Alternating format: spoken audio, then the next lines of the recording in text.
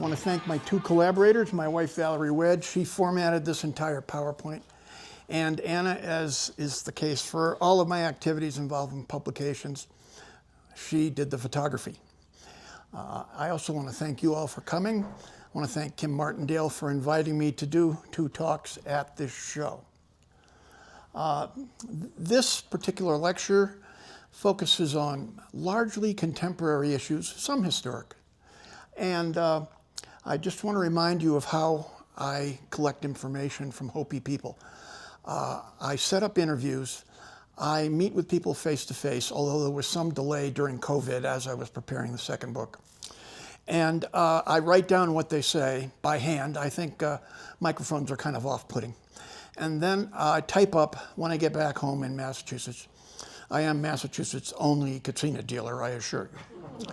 No one else even knows who they are. Anyway, I type it up, then I forward it to the people I've interviewed and telling them that they have full control over the information that's published about them. And they have a right to reject the publication altogether. So the point is to be accurate and respectful. And that's how I proceed in doing material about Hopi Kachina. As I also clarified yesterday, I don't consider myself an expert. Only the Hopi are expert about Hopi Katsina carvings. I do consider myself a specialist because I have focused on Hopi Katsina since the late 80s and have written a lot of articles over the years, and then in the last 5 years published 2 books. The one that came out last year won a first prize in the New Mexico book competition in the art category. And since an art category is usually visual and photographic, my daughter Anna probably deserves a large majority of credit for that particular award. So, a bit about rules of Hopi Katsina. And these are the traditional rules that Hopi individuals have shared with me. Katsinam are supposed to be carved by those who are Hopi. And that means they have a mother who is a Hopi individual. If your father's Hopi, you technically are not Hopi if your mother is not. Katsinam are only supposed to be carved by individuals who have been initiated into the Katsina religion. That usually happens at around age 12 or 13. They should only be carved by males. That's been the tradition. For example, women do baskets and pottery, and men were typically said to be the Katsina creators. Now, this talk is about anomalies, so you're going to hear about a lot of exceptions to these rules, all right? Also, there are certain figures that aren't supposed to be carved. They're Hmong or chief Katsinam, and they're generally frowned on to be reproduced or represented in wood. And Katsinam are supposed to be carved of dry cottonwood root. Why cottonwood root? The explanation is usually that cottonwood root is found next to water, and the Katsina religion is all about obtaining water from these great spirits, from the Katsina spirits, from the heavens, to assist with the incredible arid land of Hopi land, which on average is 9 to 12 inches a year. If you've ever seen a Hopi cornfield, it's astonishing.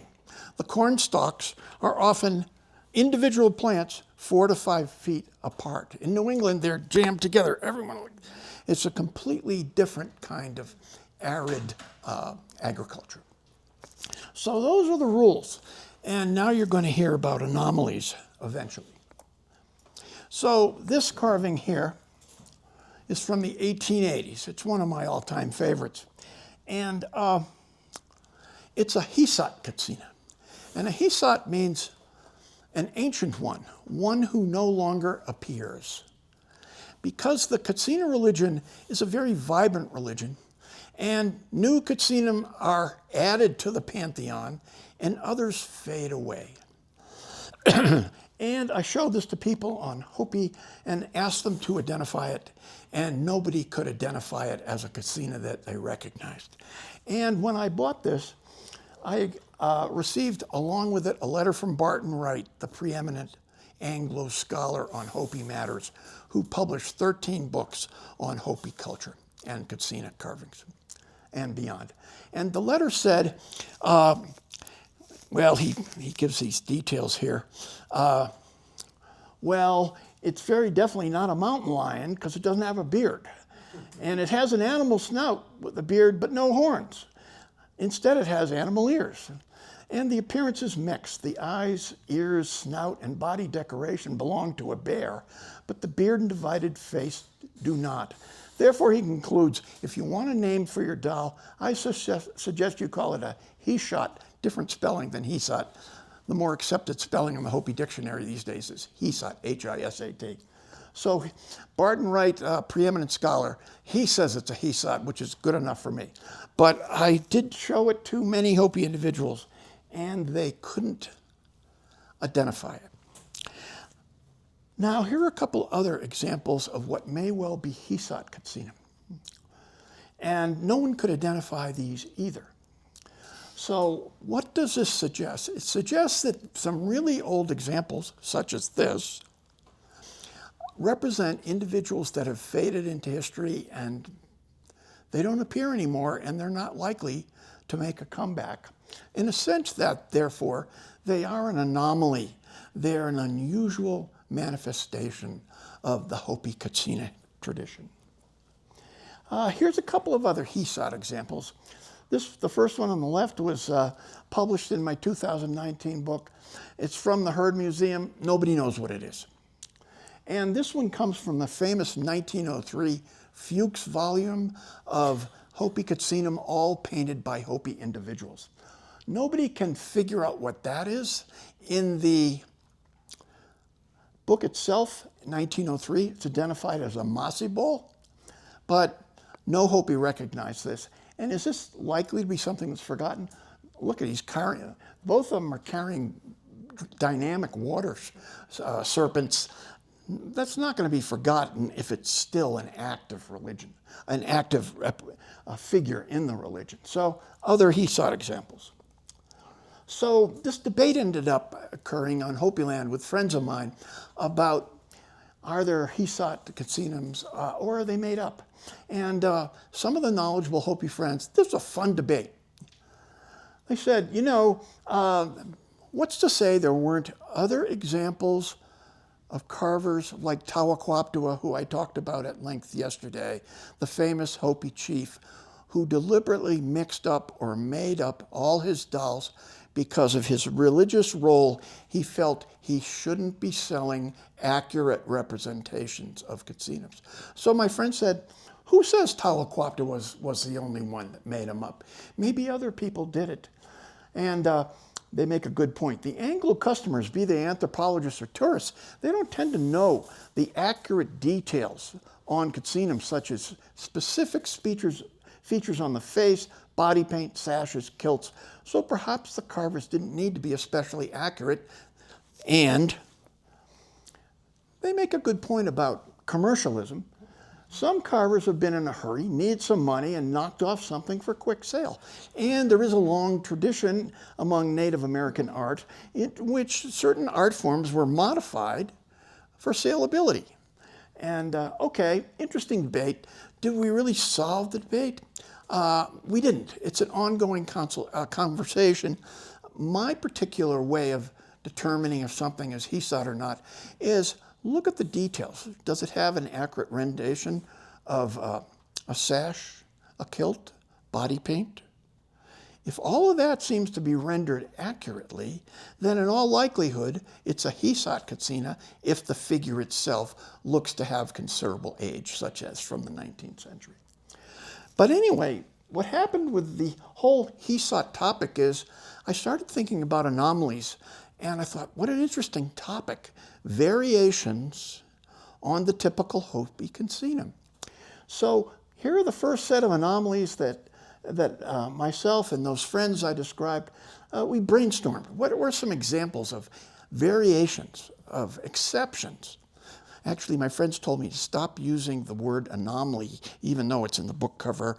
They said it's a pretentious Anglo word. Use something more basic. And I stuck with it because I thought it was the most accurate one, but they had a point. But I stuck with anomalies. Could it have been exceptions? I find the word exception kind of bland, boring. So anomalies it is. So here are some examples. Very large examples. Very small miniature katsinam, variations on cradle dolls, which have a very specific rendition expectation, usually. Route 66 dolls, where the hell did they come from? Carvings by women, forbidden. Katsinam made of cloth and yarn or unusual wood. I'm going to show examples of that. Katsinam made of glass. Wait, it's all supposed to be cottonwood root. What about katsinam on strings? We don't call them puppets. You know why that is? Because there are secret Hopi ceremonies, which I know nothing about, that do involve entities on strings that can be referred to as puppets. So when I talk about katsina on strings, there are 3 examples in my booth. I use that term very specifically, not puppet, in order to avoid being offensive. I'm not talking about religiously significant marionettes, okay? I'm talking about jumping jacks or katsinam on strings. What about another exception are katsinam made of tufa carved sterling. And do any of you know of Gerald Kotskiva's gnarly root? He's been working on it for 20 years. It's a piece of root from the floor to here, this big. He's carving it 3-dimensionally. There are pictures of it in my book. Great time collaborating with Gerald on that. It's not finished, but it sure is an anomaly, I'll tell you that. And I'll mention a few other individual anomalies as we continue. So I showed you this slide yesterday. This is the earliest depiction of Hopi cradle dolls that I've ever seen, from the 1890s. Well, there are a couple in museums that appear to be even earlier, but interesting collection. Largely Hahaiwuti with the arrows. That's the grandmother Katsina, said to represent the ideal characteristics of all women.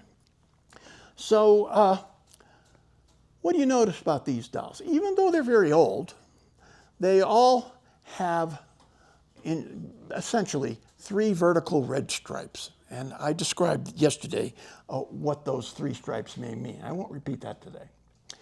Well, here's an anomaly. These anomalies came from 1887.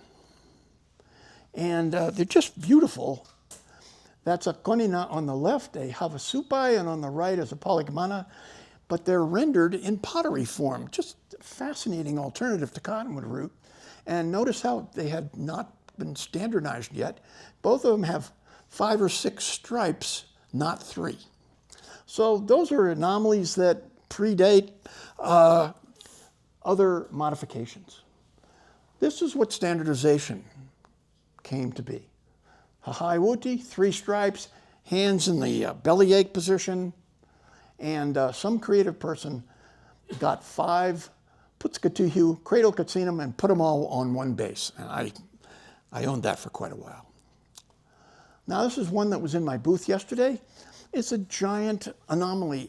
This thing is 17 inches tall, from Filbert Honani. That is a major variation on the cradle doll that's usually about this big. Here's one I've never seen anywhere else from the Cameron Trading Post. It's cradle dolls depicted on a coiled vessel. What a great vessel. And that just is not a common rendering.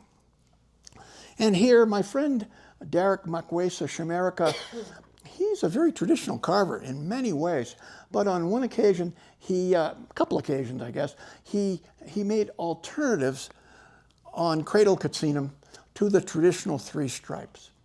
So the fire guard on the far left, instead of 3 stripes, he gave us a fire. And on the right, he gave us a cloud katsina with clouds on the base. So what's the point? some artists, some creative individuals start modifying and making changes to standard Hopi art forms. And as you're about to see, some of them are a lot more adventurous than this. Here's a creative guy named Quinston Taylor. It's still got Hahai Wuti on it, but he's got another figure holding Hahai Wuti. So it's, both of them are double cradle katsinas. Creativity. You know, when I said I was doing, I posted on Facebook and Instagram, I'm doing a respectful book on Hopi anomalies. If you have anything to suggest, let me know. Quinston Taylor was in touch. Said, what about these? I said, hell yeah, let's do business. So anyway, another example. And this is the largest one I've ever seen, from my friend and esteemed artist, Manuel Dinette Chavarria. He did the painting on this hat, for which I'm grateful. And what is that? These are polilocongs. These are water serpents. So I'm protected by water serpents wherever I go, which is not a bad thing. So that's it for Cradle Katsina Anomalies. These are Route 66 dolls. You'll see them in various booths at this show. Here are a few right here. I have 10 or 11 in my booth. I brought up 5. This one is just raw wood, hasn't been painted yet. These days, they're generally made not of cottonwood root, but of pine. And the person who started the whole thing was Emil Pooley. And I met with his daughter and his wife. And the Route 66 story is quite interesting. There's Emil Pooley, the guy who thought it all up and started making them, and they survived to today. And he started doing it in the 1930s. Why did he do it? Well, he was supposed to have a major ceremonial role in the village of Hauteville, one of the more conservative religious villages on Hopi. But he was one of those guys that got essentially arrested by the United States government and moved to a school that was designed to take the Indian out of the Indian, such as their language, their clothing, their hairstyle, etc. So he was sent to boarding school in Albuquerque, and he never returned to Hopi land. Instead, he married a Navajo woman, had 7 children, and converted to Mormonism. So as I wrote here, this is not a typical Hopi trajectory. He took a job at the Santa Fe Railroad to support his family and was doing quite well until he had an accident and he lost 2 of his fingers. And they laid him off, or they discharged him. He no longer could work there. He had no way to support his family. But an odd thing happened. He went to the World's Fair in Chicago in 1933, and he was sent there to perform as a native dancer, among others. And he noticed all this interest in Native American culture: baskets, katsina carvings, weavings, dances, etc. And he thought, geez, there seems to be money to be made in this native stuff. What could I possibly do to make some money to support my wife and my children? Well, he remembered dolls from the 1920s that looked like simple clothespins almost. And by the 30s, they were starting to have extended arms and details of their accoutrements, or their clothing, their sashes, and so on. And so he wanted to go back to something simple like this because he thought his hands could carve something that simple.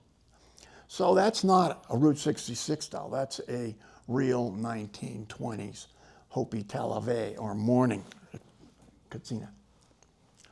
So he started making these dolls, and he ground them on a disc or a lathe. Nobody was making katsinam with a disc or a lathe on Hopi land. He started painting them with acrylic paints, which was not what were being used.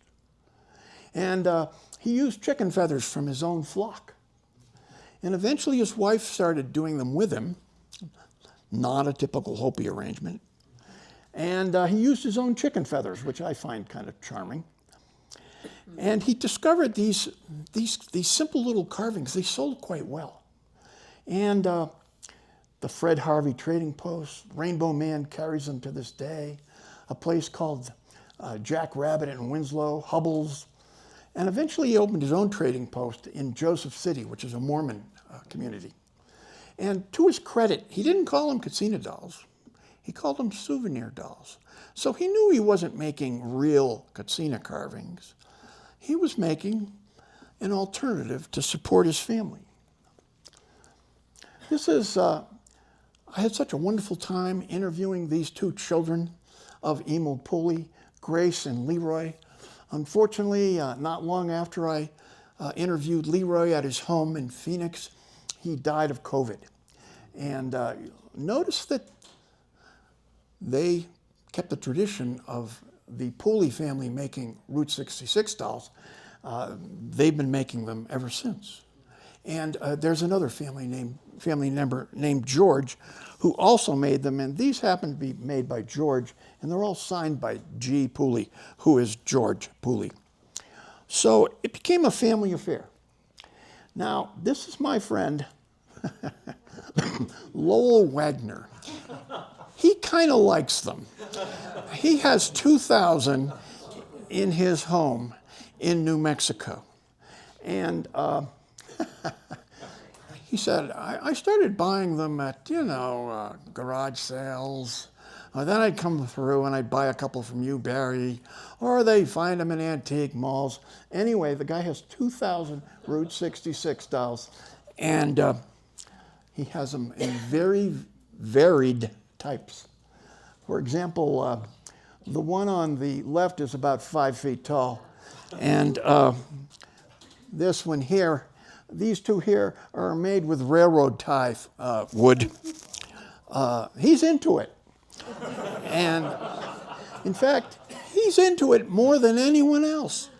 And when the book came out and I sent him his copy with the chapter section on him and his collection, his daughter contacted me and requested 5 more copies for all of the family relatives, because they're so pleased to see that he's getting some attention for, he really is the man with the Route 66 doll museum.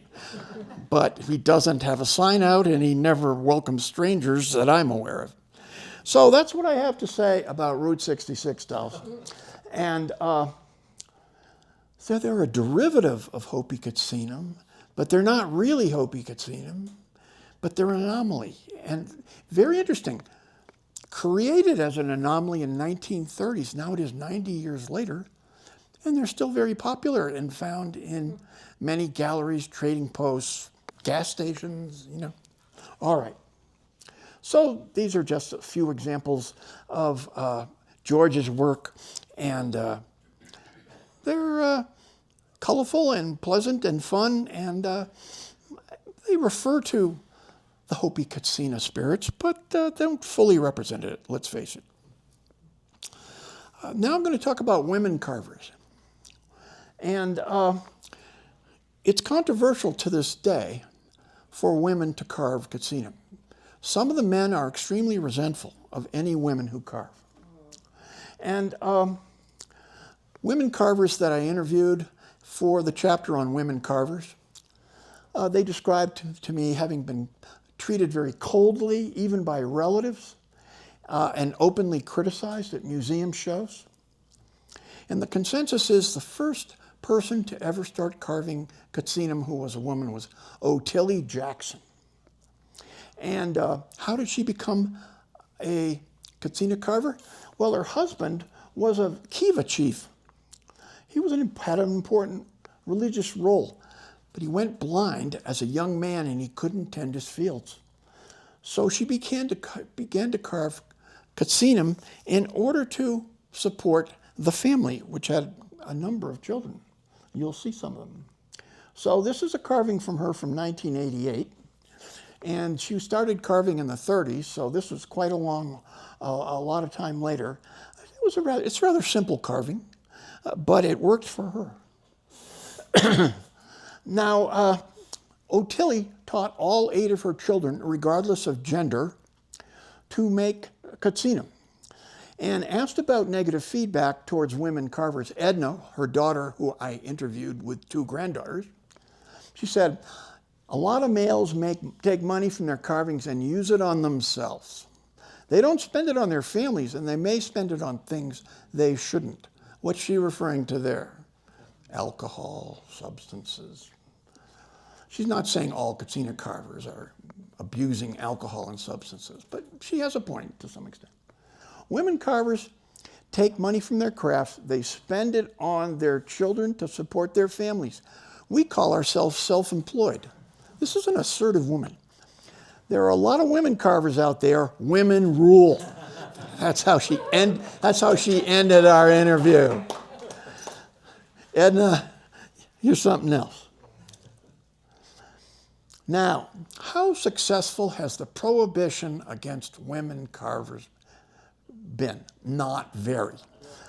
This is a list of women carvers that was published by the Native American Art Museum in D.C. And I went through Greg Schaff's 2008 book on Katsina carvers, and I identified 89 carvers by name. So that prohibition has not held, is it? Now, I'm going to say something about notable women carvers. This is Deloria Adams. Anna took this wonderful portrait of her a couple of years ago in Hopi land at her home. And at the time, I ordered a couple of katsinam. This is a star and a bumblebee, Nangasohu and Momo. And she sent them to me. She said, I'll have these ready for you in 2 weeks. They arrived in 2 weeks, let me tell you. It was dependable. And just a wonderful woman. I said, and now her husband carved too. And in a book by Branson, towards the end of that book, there are 60 katsinam by both of them. And they carved together. I said, how do you describe your carving vis-a-vis your husband's Elmer's? She said, oh, his are better. And I said, are you just being modest? She said, maybe. So that's Deloria. Now, this is in a whole different realm. Ultra-realistic carvings from the 80s, 90s, etc. These came from Muriel Navazi Kalnimtua. She was a major force in the shift in Hopi Katsinams to ultra-realism. And she often did them in miniature. And she's often credited with moving her husband, Cecil Kalnimtua, perhaps the most famous ultra-realistic carver ever. She's often credited with being the one who, because of her work in miniatures, greatly helped him enhance the meticulousness of his ultra-realistic carvers. Unfortunately, you see, she died at a very young age of pneumonia, but it may have been a local virus on the reservation, the hantavirus. Another notable women contributor. Sandra Suhu is a friend of mine. She's a real character. This is what she looks like. And she's unusual in that she carves both in the traditional style and the ultra-realistic. And in multiple interviews with her, she's told me about the negative feedback that she's received from Hopi individuals, including even close relatives. She started carving similar to other female carvers because of absent or damaged males. And she said her twins' father was not there for them, so she started carving to survive. And she is one tough cookie, let me tell you, and a great model for women on Hopi land. This is a traditional style crow mother. And so other comments from her. There are a lot of female carvers, but not many of them are as crazy as me to go to shows and sell in a booth right next to a bunch of males. She said when she's done shows at the herd, some relatives would not even talk to her. And she said a neighbor from Hauteville, who happened to have a booth right next to hers, would criticize her work as the customers were coming into her booth, damaging her business. So I said to her, did that discourage you? Did you think you maybe should quit carving? No way. If people put me down, I just decide to make a doll that's bigger and better. It hurts to have relatives and people I'm close to criticizing me, but when they pay my bills, I'll stop carving. Message received. Now, I should comment, I don't take a stance on any of these issues. That's for the Hopi to negotiate and manage amongst themselves. I report the differences, but as an outsider, it's none of my damn business as to what artists choose to do. On the other hand, these are interesting human experiences that I encounter, and it's fascinating to learn about them. Those are two in the traditional style by Sandra, and one thing I pointed out to her as I started to understand, appreciate, and acquire her work is she often shades her figures differently than male carvers. And she said, you know, others have said that about my carvings, that they have a certain female aesthetic. And here's an ultra-realistic example of a Palikmana who is grinding corn. And why do I call it ultra-realistic? It has a fully beaded necklace with real beads. There is clothing around her body. The matate, that's not the Hopi word, but the corn grinding tool is very accurately rendered, as are the dimensions of the tabletta. Quite a talented artist. She made this bolo tie. And I saw, she posted it on Facebook. I said, I want some of those. I thought, if you look at it, it looks like a cutout wicker plaque, right? But it isn't. It's made of cottonwood root. She's carved it so precisely, it looks exactly like wicker. But anyway, she's innovative. Okay, now I'm going to talk about katsinam made of unusual materials. Another type of anomalies. I better speed this up. These folks, I met with this married couple, Derek Q and Ludine Silas, and they make dolls out of cloth. And notice on the left are the different components in different stages. And a Caesar's pizza box is serving as the foundation for this particular katsina. That is not a typically Hopi material, Little Caesar pizza box. And you can see the different forms. And here are two finished katsina made of cloth. And they said something very interesting to me when I interviewed them at their home. They said, well, at times, at ceremonies, real katsinam give these out as presents to children. To which I said, well, that's a pretty significant form of acceptance, isn't it, that they're giving out your cloth dolls? So there's one example. This is someone whom I'm extremely fond of. Her name is Alicia Milligan. If you know Te Poliquaptua, a very well-established Hopi carver, Te is her grandfather, and she lives with him. So here's an example. She only makes manas. She says, I don't think, as an uninitiated female, I should make katsinam. And anyway, they're adorable, and you'll see them at Indian Market. If you go to Te Poliquaptua's booth, they'll have his magnificently carved, award-winning carvers there, but Alicia will also be there selling these. And when Anna and I went to see her and her grandfather to give them copies of the book when it came out last fall, she took it in her hands. I showed her the page with her picture. She said, Barry, I can't believe I'm in a book. It was so sweet. I mean, it made the whole thing worthwhile. You know, it was like, I'm so glad I made you feel good. She's 18 now, but when we started meeting with her, she was like 15. And just a sweet, wonderful human being, and she and Anna connected very well. And by the way, when I interviewed a 15-year-old, I did that with Grandpa present. You know, I'm not freelancing with a 15-year-old.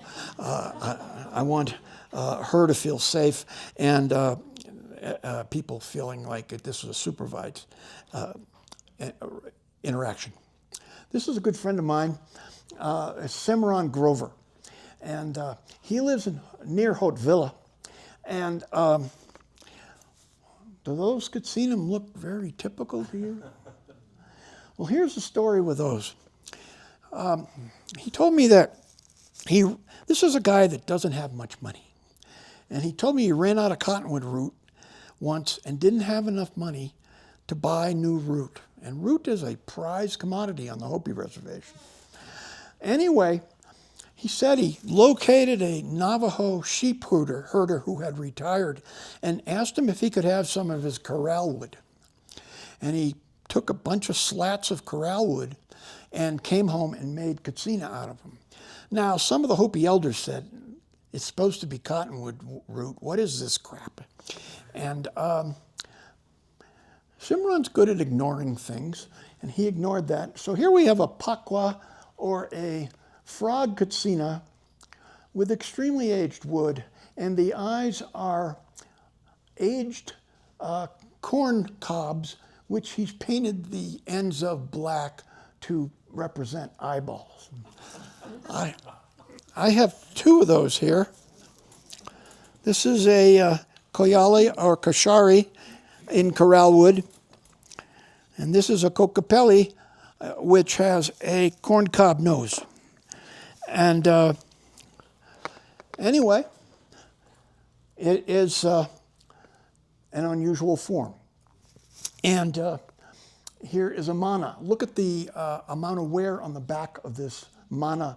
And she too has corncob hair whorls.